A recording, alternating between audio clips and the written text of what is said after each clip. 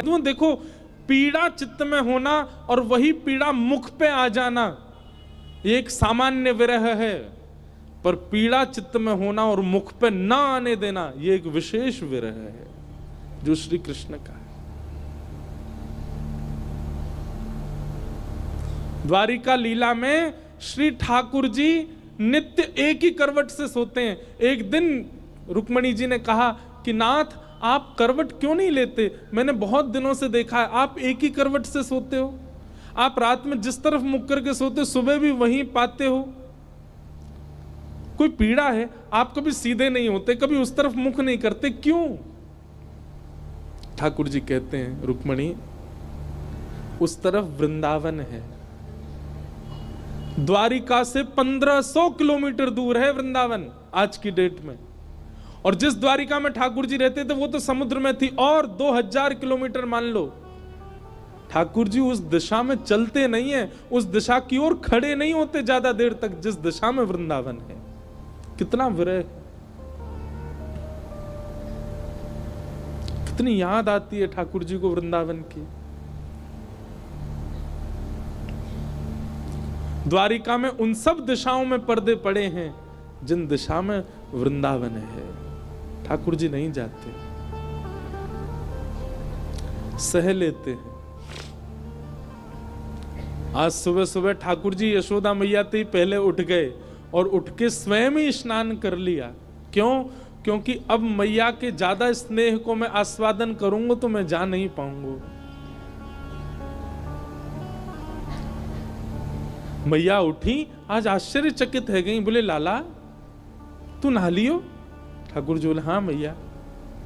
तेने अपने आप श्रृंगार कियो? अपनो श्रृंगार नहीं किया ठाकुर जी ने, केवल एक तिलक धारण किया है, एक माला पहनी है बस, और आज ज्यादा विशिष्ट श्रृंगार में नहीं है। बोले मैया मैं जल्दी जल्दी मथुरा जाऊंगा तो फिर जल्दी जल्दी आऊंगा ना, या हमारे मोह लगी, तू तो सो रही है तो सोंदा हूं मैं, जल्दी नहा लियो मैया।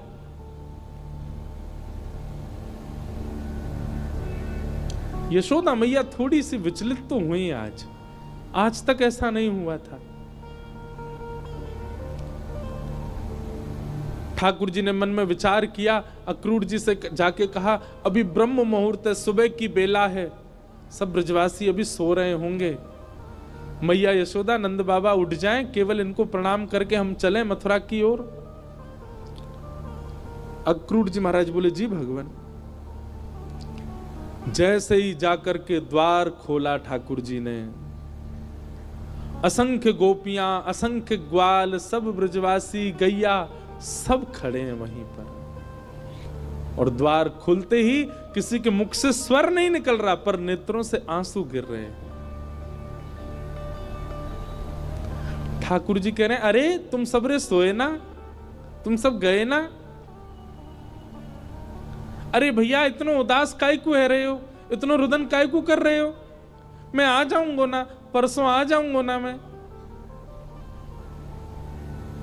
2 दिना की तो बात है, ऐसे निकल जाएंगे 2 दिना तो।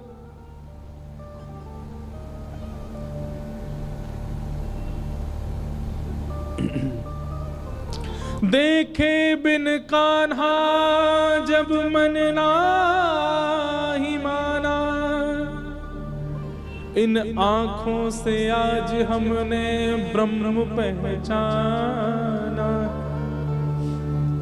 कृष्ण चरण कमलों में मन को लगाना,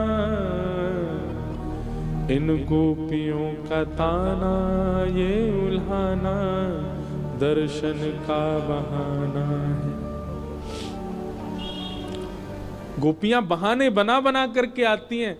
घर में मक्खन धरोए फिर भी जबरदस्ती मक्खन लेवे जामे कि या बहाने कन्हैया दिख जाएगा। घर में गैया बंधी है, गोबर धरोए, पर गोबर लेवे के काजे जबरदस्ती नंद भवन में भीतर घुसे कि कन्हैया दिख जाएंगे। इन बहानों से श्री कृष्ण को नित्य देखने वाली गोपियां वो 2 दिन बिना कृष्ण के कैसे रहेंगी? भगवान के सखा मधुमंगल, श्री दामा, तन सुखा, मन सुखा, धन सुखा, सुबल, तोष, सब एक कोने में बैठे। मधुमंगल आके बोले लाला तू जा तो 2 दिना को रहो, लेकिन तने एक बार भी विचार नहीं कियो ये श्री दामा ये सुबह उठते या को नियम है 11 वर्ष थे। भगवान के अधिकतर सखा सब ठाकुर जी से बड़े हैं उम्र में।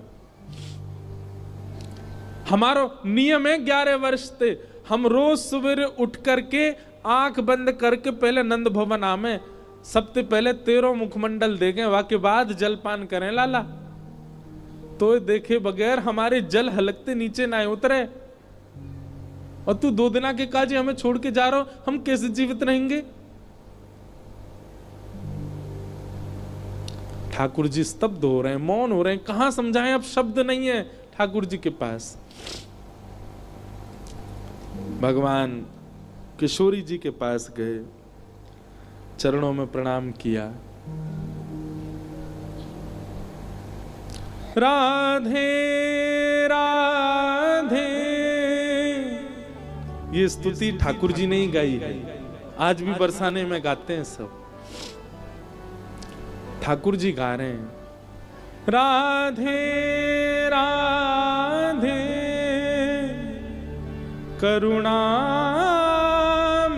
कृष्ण प्यारी, मेरी सुधली जो श्री वृषभानु दुलारी, मेरी सुधली जो श्री वृषभानु दुलारी। हे श्यामा जी, आप तो सब जाने, इस विश्व के कल्याण के लिए, उद्धार के लिए मेरो ब्रज से जानो कितनो जरूरी है। आप तो सब जाने श्यामा जी, मुझको आज्ञा दो। हे मनोहारिणी रासेश्वरी रस रूपा, हे मनोहारिणी रासेश्वरी रस रूपा, ब्रज विलासिनी ब्रज भामिनी ब्रज की भूपा, ओ ब्रज विलासिनी ब्रज बासन ब्रज की भूपा, ललितादिक सहचरी सर्वज्ञ स्वरूपा, ललितादिक सहचरी सर्वज्ञ स्वरूपा, मेरी सुधली जो श्री वृषभानु दुलारी, ओ मेरी सुधली जो श्री वृषभानु दुलारी। हे श्यामा जी, बस आगे की यात्रा में आप मुंह पे दृष्टि रखी हो। ठाकुर जी बिना नेत्र मिलाए चर्चा कर रहे हैं। किशोरी जी कह रही हैं, श्याम सुंदर या को उत्तर मुंह कहा देना चाहिए, आप ही बता के जाओ। ठाकुर जी बोले क्यों? बोले प्रेमी यदि जा रहे हो है तो दूसरों प्रेमी वाकू रोके नहीं, तो फिर प्रेम काय बात को? प्रेमी जा रहा है तो प्रेमी तो वाकू रोकेगो। लेकिन आप शुभ कार्य के लिए जा रहे हो, मानव कल्याण के लिए जा रहे हो, और शुभ कार्य में यदि कोई जा रहा हो तो उसको टोकना नहीं चाहिए। आप जा रहे हैं विश्व के कल्याण के लिए, मैं आपको रोकूं कैसे, मैं टोकूं कैसे? और मेरो प्रेमी जा रहा है और मैं रोकूं नहीं तो प्रेम कैसा? मुझे कहा करना चाहिए श्याम सुंदर, आप बता के जाओ। आपको आज्ञा दे दूं तो फिर मैं प्रेमी कैसी, जो अपने प्रेमी को दूर जावे की आज्ञा दे रही हूं? मैं टोक दूं, रोक दूं तो शुभ कार्य में टोक लग जाएगी। और मैं कछु ना कहूं तो प्रेमी जा रहा और मैं कछु ना कहूं तो फिर प्रेम कैसे हो? मैं कहां कहूं, मुझे कहां उत्तर देना चाहिए? हे श्याम सुंदर बता के जाओ।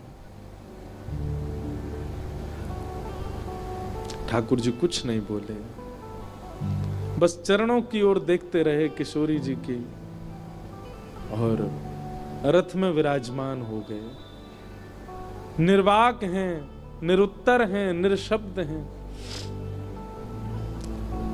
रथ जैसे ही आगे बढ़न लगो, सब ब्रजवासियों के नेत्र सजल हो गए। नेक दूर गयो। यहां अक्रूर जी ने इतनी देर में यशोदा मैया को सब सच बता दिया था। मैया, जे तुम्हारो लाला ना है, जे देवकी को लाला है। कंस से रक्षा के लिए 11 वर्ष पूर्व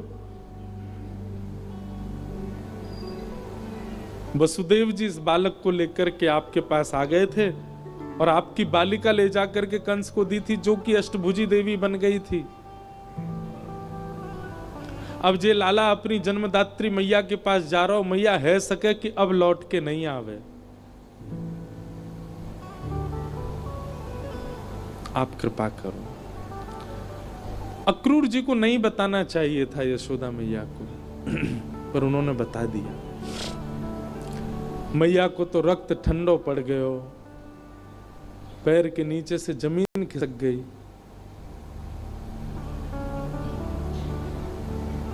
ठाकुर जी रथ में बैठ करके जैसे ही जाने लगे, थोड़ी देर बाद जब रथ के चाबुक की आवाज आई, रथ के पहियान की आवाज आई, तब मैया को होश आयो और निकल के भागी अपने भवन से। कान्हा रुक जा, अरे लाला रुक जा, कन्हैया नेक डट जा। मैया की आवाज सुनकर के श्री ठाकुर जी चलते रथ से कूद पड़े, दौड़ करके आए, मैया के अंग से लिपट गए। मैया तू काय को रो रही है? मैं आ रहा हूं ना, परसों आ जाऊंगा। मैया तू रोवे मत, ऐसे करेगी तो मैं किस जाऊंगा? लाला। मैया सर्वांगीण अंग का स्पर्श करती जा रही है ठाकुर जी के, और कह रही है लाला मोय जो पता ही तू गोपीन ते झूठ बोले, तू गालन ते झूठ बोले, सबन ते झूठ बोल ले, लेकिन आज तू मोते झूठ बोल रहा है। मुझको सब पता चल गई लाला, तू मेरो लाला ना है, तू तो देवकी को लाला है। कंस से रक्षा के काजे अक्रूर जी महाराज तो मेरे पास छोड़ गए, वसुदेव जी महाराज तो मेरे पास छोड़ गए। 11 वर्ष 56 दिना तक मैंने तेरो पालन पोषण कियो, मक्खन खावे के काजे तो को छड़ी दिखाई, उखल में बांध दियो, कभी तेरे पीछे छड़ी लेकर के भागी, कभी तेरो कान मरोड़ दियो, कभी तेरो हाथ जोड़ते पकड़ लियो लाला। ऐसो कोमल सो मेरो लाला, आज मुझको ग्लानी है रही है, मैंने क्यों कियो ये सब? ना मैया तू मेरी मैया है, तू सब कर सके, तो कुछ सबरो अधिकार है, तू अभी मोको मार ले मैया, तो कुछ सब अधिकार है मैया, मैं तेरो ही तो हूं। लाला तेने बहुत प्रेम दियो मोको, तेने बहुत स्नेह दियो मोको, पर मैं इतनी निष्ठुर नहीं हूं कि एक मैया के प्रेमास्पद को हमेशा के लिए अपने पास रख लूंगी। मैं भी तो मां हूं, मैं भी तो समझूं कि बालक के बिछुड़वे को कष्ट कहा हुआ, आज समझ रही हूं।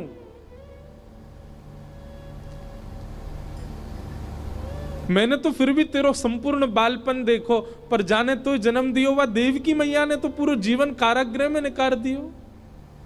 और आज भी अगर मैं तो को रोक लूंगी लाला, तो मैं देवकी के संग बहुत बड़ा अत्याचार करूंगी।